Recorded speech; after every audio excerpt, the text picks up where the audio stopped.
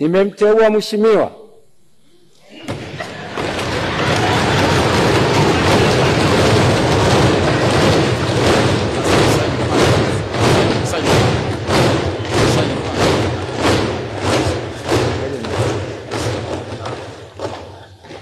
Mheshimiwa Daktari Mwigulu Lameck Nchemba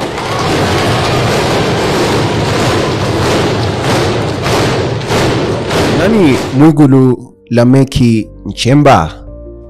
Ilikuwa ni tarehe 7 Januari mwaka 1975 katika kijiji kidogo cha Makunda wilayani Iramba mkoani Singida alipomulikwa kwa mara ya kwanza mtoto aliyeitwa Mwigulu Lameck Nchemba. Alizaliwa katika familia ya kawaida yenye maadili ya kazi, heshima na uzalendo.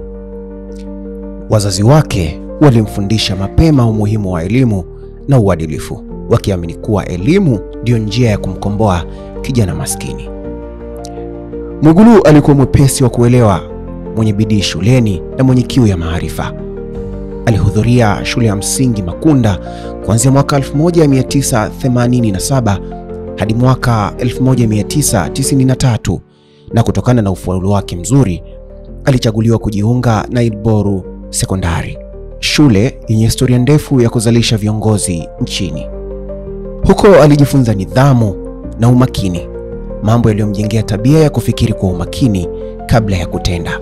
Baada ya hapo alihitimu elimu ya juu ya sekondari katika Mazengo Sekondari, na safari yake ya kitaaluma ikaendelea kuelekea jijini Dar es Salaam.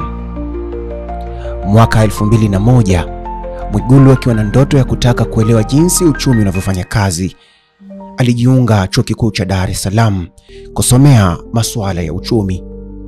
Huko alijitambulisha kama mwanafunzi mwenye nidhamu anayependa kutafuta majibu ya changamoto halisi za maisha ya Watanzania. Alihitimu shahada ya kwanza ya uchumi mwaka 2004, kisha akaendelea na shahada ya uzamili mwaka 2006. Lakini kiu yake ya maarifa haikuishia hapo. Alitaka kujua zaidi kuhusu uchumi wa dunia, fedha na maendeleo ya kijamii. Mwaka 2012 alianza kusoma shahada ya uzamivu, yani PhD, katika uchumi, safari iliyomchukua hadi mwaka 2018. Wakati huo alikuwa tayari ameanza kushika nyadhifa mbalimbali serikalini, akichanganya taaluma na uongozi kwa mafanikio. Mwaka 2006, Mwigulu, kijana huyo wa Iramba, alipewa nafasi ya kufanya kazi katika Benki Kuu ya Tanzania, yani BOT, kama mchumi. Hapo alijifunza mengi kuhusu fedha za taifa, mfumuko wa bei, sera za fedha na namna uchumi unavyoweza kuimarishwa kwa mipango sahihi. Wenzake walimtambua kama kijana makini, mwenye bidii na asiogopa kusema ukweli. Miaka 4 baadaye, ujuzi alioupata ukawa tiketi ya kumpeleka kwenye safari nyingine kubwa zaidi, safari ya uongozi wa kisiasa. Mwigulu alijiunga na Chama cha Mapinduzi CCM akiwa na lengo moja tu, kuleta mabadiliko ya kiuchumi kupitia sera na vitendo. Ndani ya chama alionekana tofauti, kijana wa taaluma anayejua anachokisema, mwenye hoja nzito, anayejua kufafanua takwimu kwa lugha rahisi. Mwaka 2011, CCM ilimteua kuwa katibu wa halmashauri kuu ya taifa, yani NEC, wa uchumi na mambo ya fedha. Mwaka uliofuata aliteuliwa kuwa naibu katibu mkuu wa Chama cha Mapinduzi Tanzania Bara. Ndani ya chama alijenga heshima kama kiongozi mwenye nidhamu, mnyenyekevu lakini mwenye maamuzi. Mwaka 2010, wananchi wa jimbo la Iramba Magharibi walimchagua kuwa mbunge wao. Hilo lilikuwa hatua muhimu katika safari yake. Mbunge kijana, mtaalamu wa uchumi na mnyenyekevu, alijitokeza kama sauti ya watu wa Singida na taifa kwa ujumla. Uwezo wake uliwagusa viongozi wakuu wa nchi. Rais Jakaya Mrisho Kikwete alimteua mwaka 2014 kuwa naibu waziri wa fedha. Ilikuwa nafasi muhimu iliyompa uzoefu wa kiutendaji katika usimamizi wa bajeti na sera za fedha. Miaka michache baadaye, aliyekuwa rais wa awamu ya 5 John Pombe Joseph Magufuli alimuona kama kiongozi mwenye uthubutu na nidhamu. Mwaka 2015 alimpa wizara nzito: kilimo, mifugo na uvuvi. Kisha mwaka 2016 akamhasimisha wizara ya mambo ya ndani ya nchi. Katika wizara hizi alijulikana kwa utendaji wa kazi kwa vitendo, akisisitiza nidhamu, uwajibikaji na kupinga matumizi mabaya ya fedha. Mnamo mwaka 2020, kabla ya kifo cha Rais Magufuli, Dr. Mwigulu aliteuliwa kuwa waziri wa katiba na sheria, akisimamia marekebisho ya mfumo wa kisheria na utawala bora. Baada ya kifo cha Dr. Magufuli, Rais Samia Suluhu Hassan alimpa jukumu kubwa zaidi: waziri wa fedha na mipango, nafasi aliyopewa Machi 2021 baada ya Dr. Philip Mpango kuteuliwa kuwa makamu wa rais wa Jamhuri ya Muungano wa Tanzania.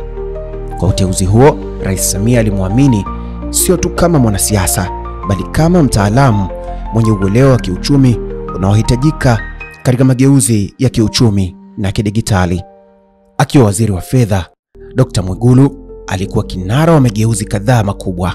Alianzisha mfumo wa kidigitali wa kupokea maoni kuhusu huduma za kifedha uliojulikana kama Sema na BOT, akisisitiza uwazi na ushiriki wa wananchi. Pia amesimamia mifumo wa manunuzi ya umma kwa njia ya kielektroniki, yani e-procurement, kuhakikisha fedha za serikali zinatumika kwa uadilifu. Alihimiza uwekezaji katika kilimo kupitia TADB, akiamini kuwa uchumi wa viwanda lazima uanze na uchumi wa kilimo. Mara kadhaa amekuwa akisema kwa msisitizo, fedha za serikali hazina uchawi, zinapaswa kutumika pale panapoleta matokeo kwa wananchi.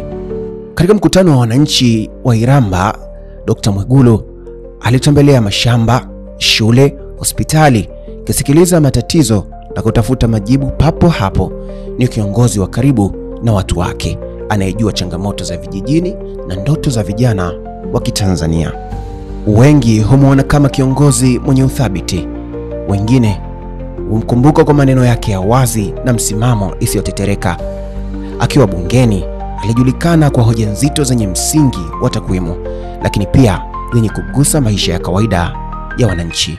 Chini ya uongozi wa Rais Samia Suluhu Hassan, Dr. Mwigulu amekuwa kiungo muhimu katika kutekeleza dira ya maendeleo ya taifa, kuhakikisha fedha za umma zinasimamiwa ipasavyo, miradi mikubwa ya kimkakati inatekelezwa na uchumi wa Tanzania unaendelea kukua kwa kasi. Kutoka kijijini Makunda hadi kufika Ikulu ya Tanzania, Dr. Mwigulu Nchemba ni hadithi ya matumaini, ni bidii na uadilifu, ni kiongozi anayeheshimu taaluma, anayependa kutenda zaidi ya kusema, ambaye amejijengea imani kwa wananchi na marais waliomtangulia. Chini ya Rais mstaafu Kikwete alipewa nafasi ya kuonyesha uwezo wake. Chini ya Rais Magufuli alipewa changamoto ya kuthibitisha uongozi wake. Chini ya awamu ya kwanza ya Rais Samia alipewa jukumu la kuongoza uchumi wa taifa kuelekea zama mpya za kidigitali. Na katika awamu ya pili, Dr. Mwigulu Lameck Nchemba ameteuliwa kuwa waziri mkuu wa Jamhuri ya Muungano wa Tanzania. Hii ni hadithi ya kijana wa Iramba aliyegeuka kuwa nguzo ya uchumi wa taifa, kiongozi anayehusisha akili, moyo na uzalendo katika kulitumikia taifa. Na huyo ndiye Daktari Mwigulu Lameck Nchemba, ndiye waziri mkuu mteule wa Jamhuri ya Muungano wa Tanzania. Mimi ni Salumu Amani na hii ni Kawabe Makala.